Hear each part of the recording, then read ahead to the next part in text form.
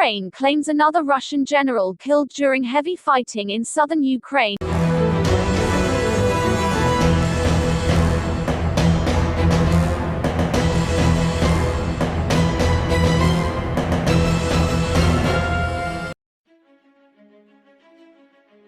Ukraine claims another Russian general killed during heavy fighting in southern Ukraine. A Ukrainian attack on an airfield in the south of the country last week killed a Russian general, according to the Ukrainian military's general staff.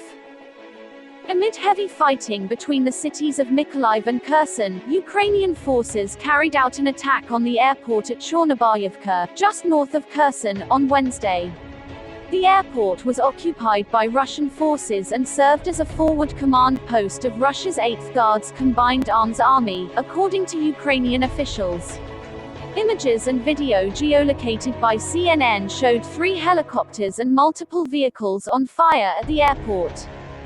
Soon after the attack, Ukraine's defense minister Oleksiy Reznikov said, "Burning enemy helicopters in Chornobayevka in the Kherson region is a demonstration of what is now happening to the occupying forces." Ukraine's general staff later said, according to preliminary data, Russian Lieutenant General Andrei Mordvichev, commander of the 8th Guards, had been killed. CNN cannot independently verify the Ukrainian claim. Ukraine says that 5 Russian generals have been killed since the invasion began on February 24. 2 children killed in shelled building collapse during Russia's attack in eastern Ukraine, while Ukraine's army reported little in the way of offensive operations by Russian forces around Kyiv and in parts of the south on Saturday. Further east fighting continued to rage. 2 children were killed in the town of Rubizhnya after being pulled from the rubble of a residential building pummeled by Russian artillery fire, the emergency services said. A woman also died in the same building collapse. Her daughter survived and was in a stable condition. Some context: Rubizhnya is part of a cluster of small towns and villages that remain in Ukrainian hands but lie close to 2 breakaway pro-Russian statelets inside eastern Ukraine.